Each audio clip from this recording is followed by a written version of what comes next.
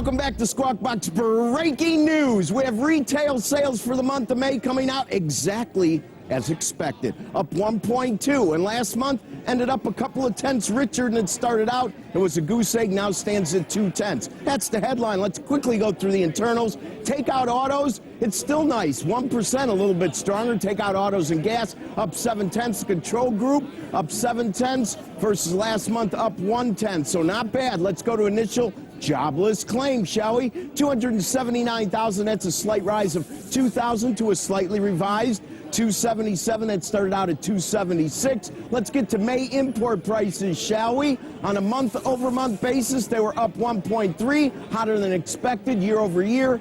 They were down 9.6. Wow. Yes, down 9.6. And as large as that sounds, we're expecting 10. And if we look at revisions to last month, there were some subtle revisions. Now, 1.2 is a common retail sales number. Why do I say that? Because we've had retail sales up 0.1 in March, then we had several up 1.2s. Here's the interesting thing quickly on import prices. It breaks a streak of 10 minus numbers in a row. Yes, it breaks that streak. The aftermath, Dow futures are still up double digits, up 13 points. We see rates have come down and moderated a bit at 245, but let's not lose sight of the fact that Friday's close around 241 was still the highest in a little over 8 months, so we backfilled a bit from a 250 test. Andrew Ross Sorkin, back to you. Thank you, Rickster. Steve Leisman's also on the set. He's been trying to do some number crunching while Rickster was talking. What are you thinking? This was absolutely as expected, as Rick pointed out. One thing we look at very closely is what they call the control group. This is a number that feeds into GDP. It was also up as expected, 0.7%. The slight revision to April helps a little bit, but it doesn't change the basic story that we have come back from the negative numbers. In fact, I don't know if you guys have been following it, but first quarter GDP, the tracking data that we have, is back to around flat right now from the minus 0.7%. In fact, it was right. I mean, you don't want to get too excited, and so you haven't had a massive comeback from the first quarter. It looks like you're running 2.8, 2.9. Maybe you'll be lucky to get 3%. You should just be a little careful. The number this month is flattered a little bit by a rebound in gasoline station sales. You had prices come back again.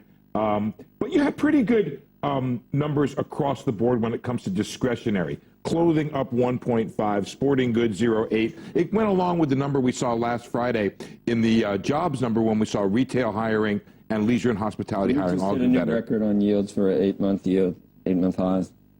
Where is it? I saw 2.54. Is it 2.54? I saw 4.5, and then I saw 5. Hang on, I can look. We can look. We call it up.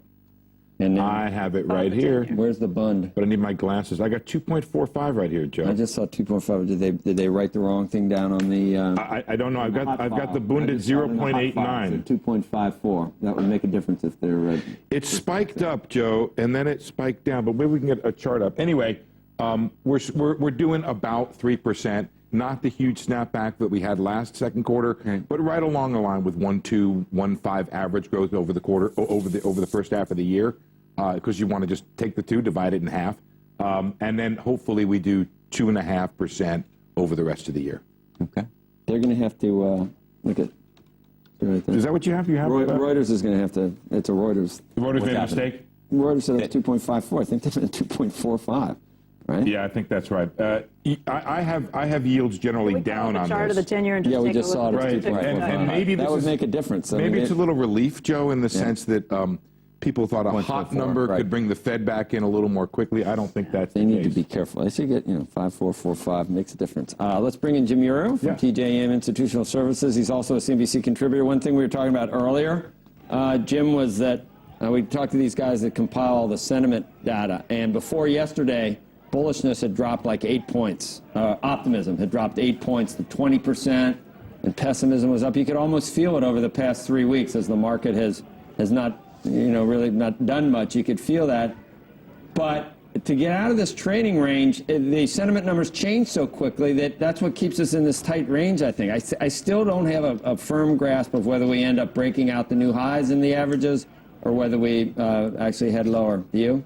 The range is amazing in how tight it's been. It's actually historic. And what I think is the way we break out of it is that the Fed manages to convince us that, one, yes, they're going to go in September, but then they're going to couch that with all kinds of dovish rhetoric, convincing us that they're going to wait for some real serious traction before they go. Now, this number, I think, kind of plays into it okay, where we all sit around and look at the number and go, yeah, it's okay. It's not bad. That's exactly the good kind of number from the stock market, because what it's going to do is we know they want to go. They've told us they want to go. They want to prove to the world that the market doesn't control them, that they control the market. They're going to go in September. But we also want to be assured of is that nothing's going to get out of hand where they're going to raise rates quickly. Things chugging along at this rate is decent. Why I think yields went down is after that fairly stellar revolving consumer credit number from April, I think the whispers in retail sales were a little higher than what we saw, and there's a mild disappointment. But I think, you know, what's funny is that people look at the stock market and think, wow, nothing's happening, we're stuck in a range. Look at the bond market, everything is happening. We've gone from 1.9 to 2.5 in about 6 weeks. There's big moves afoot in rates.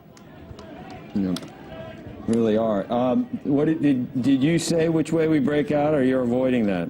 Yeah, no, I'm not avoiding it. I think we go out to the upside, but I think it's going to take a little bit of time to reiterate, for the Fed to convince us that they're going to stay accommodative despite the fact they're going to raise rates once. But I do think we go to the upside. I think it's going to be in about a month and a half or so, but I'm watching. If the future's traded above like 20